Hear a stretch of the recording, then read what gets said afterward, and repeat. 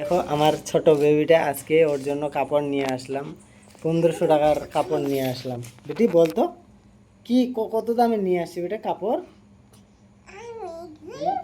এই জামাটার দাম হচ্ছে 490 টাকা, 99, 500 টাকা দাম জামাটা।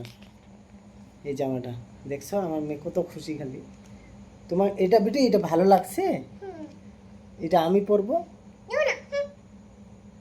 তুমি আমাকে দিবে না? আমি তো নিয়ে দিলাম তোমাকে।